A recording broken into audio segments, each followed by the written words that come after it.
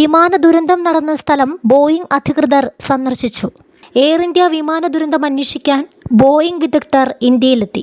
June 12-നുണ്ടായ അപകടത്തിൽ വിമാനത്തിലുണ്ടായിരുന്ന 241 പേരടക്കം 270 പേർ മരിച്ചിരുന്നു. അപകടത്തിന് പിന്നാലെ ഉണ്ടായ പൊട്ടിത്തെറിയിൽ ബോയിംഗ് 787-8 ഡ്രീം ലൈനർ വിമാനം പൂർണ്ണമായും തകരുകയും ചെയ്തു. അഹമ്മദാബാദിലെത്തിയ ബോയിംഗ് വിദഗ്ധർ വൈകാതെ അപകടസ്ഥലം സന്ദർശിക്കും. വിമാന അപകടത്തെക്കുറിച്ച് എയർക്രാഫ്റ്റ് ആക്സിഡന്റ് ഇൻവെസ്റ്റിഗേഷൻ ബ്യൂറോ വിശദമായ അന്വേഷണം ആരംഭിച്ചിട്ടുണ്ട്.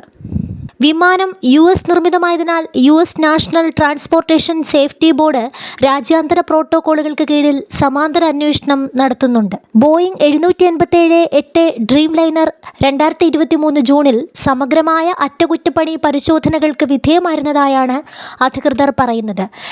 ഡിസംബറിൽ അടുത്ത ഘട്ട പരിശോധനയും ഷെഡ്യൂൾ ചെയ്തിരുന്നുവെന്ന് എയർലൈൻ ഉദ്യോഗസ്ഥരെ ഉദ്ധരിച്ച് വാർത്താ ഏജൻസിയായ PTI റിപ്പോർട്ട് ചെയ്തു. അതിനിടെ എയർ ഇന്ത്യയുടെ ബോയിംഗ് 787-8, 787-9 വിമാനങ്ങളുടെ സുരക്ഷാ പരിശോധനകൾ വർദ്ധിപ്പിക്കാൻ DGCA ഉത്തരവിട്ടു.